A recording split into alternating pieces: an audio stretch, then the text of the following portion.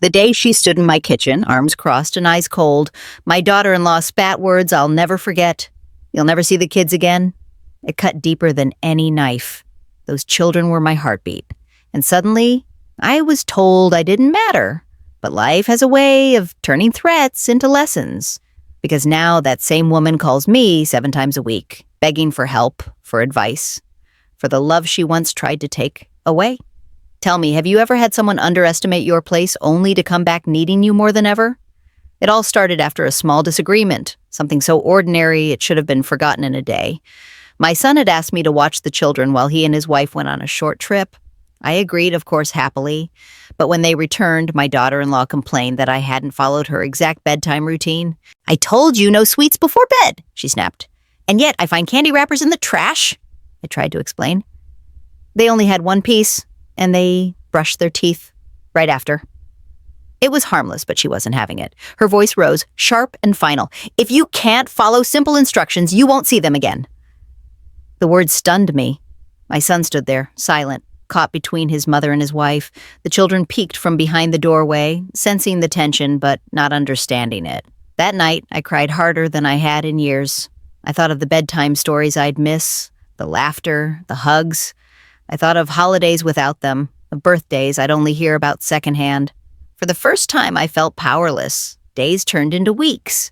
My calls went unanswered, my visits politely declined. My son texted occasionally, assuring me things would smooth over, but they didn't. Each passing day deepened the ache in my chest. I busied myself with chores, with gardening, with church activities, but nothing filled the void of missing those little voices calling, "Grandma." I wondered if this was it. If a few candy wrappers had truly cost me my place in their lives. But life has a strange rhythm, and sometimes the very people who shut the door are the ones who end up knocking the loudest later, because while my daughter-in-law thought she could erase me, she didn't realize one thing. Grandmothers are irreplaceable. The silence stretched for nearly a month. I kept my phone close, hoping for a call, even just a message. Nothing came. I learned through neighbors that the kids were doing fine, but my heart ached with every passing day I didn't see them. Then one Saturday morning, the phone finally rang. My daughter-in-law's voice was tight, strained. "Hi," she began, hesitating. "I know it's been tense, but could you possibly watch the kids for a few hours? I have errands, and my sitter canceled."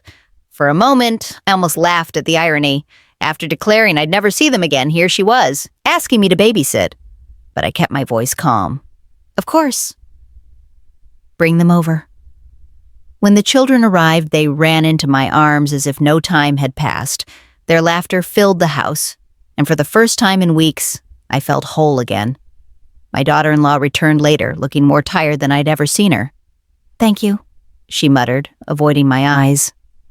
I didn't have a choice. That was the beginning.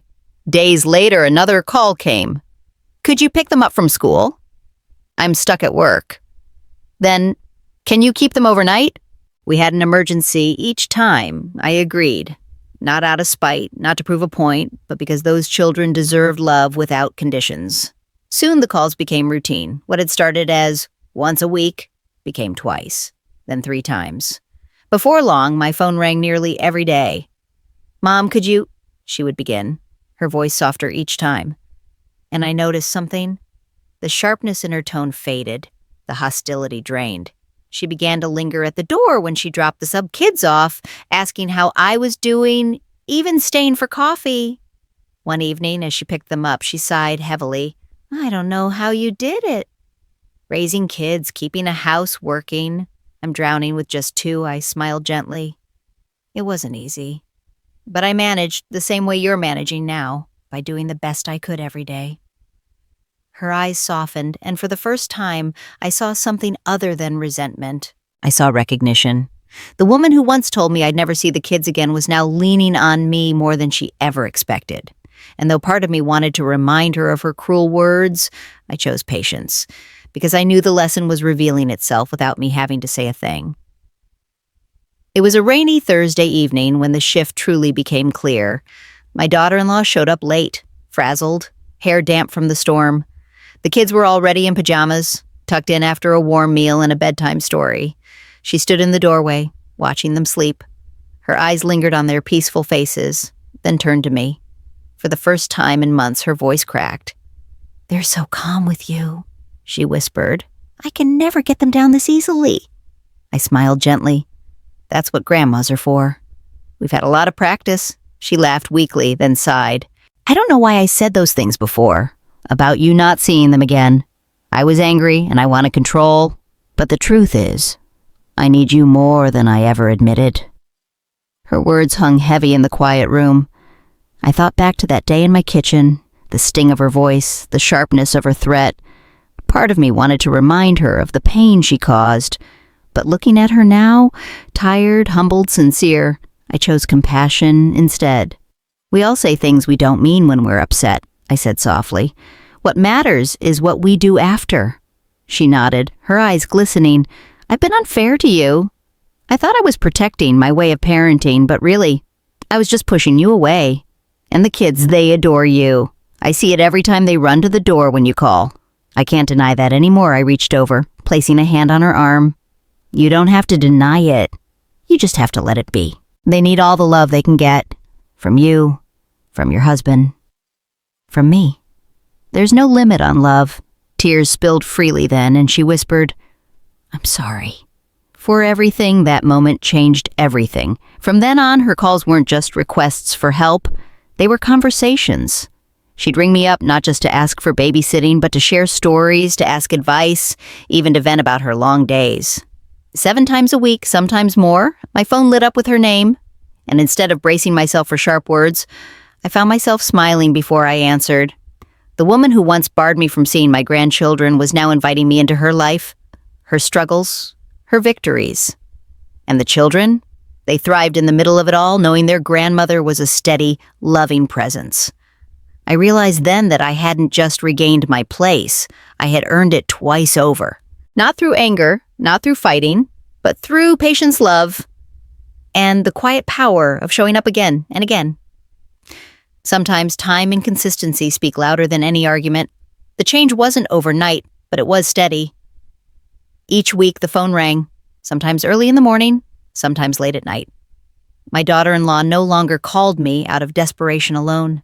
She called because she trusted me, because she valued me, because she finally understood what I had been all along. Not competition, not interference, but family. One Saturday, she invited me to brunch, not as a babysitter, but just as myself. As we sat at the cafe sipping coffee, she looked at me across the table with a softness I'd never seen before. "You know," she said, "when I first married your son, I thought I had to prove myself by keeping you at a distance. I thought being a mother meant pushing out the grandmother. But I was wrong. I see now that you're not here to take over, you're here to help. And I don't know what I'd do without you." Her honesty made my throat tighten.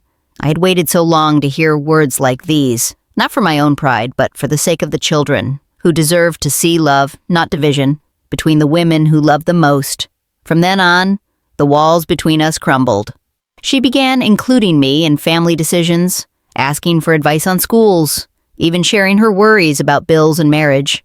And instead of walking on eggshells, I could finally speak openly, knowing she was listening with respect. The children noticed the difference too.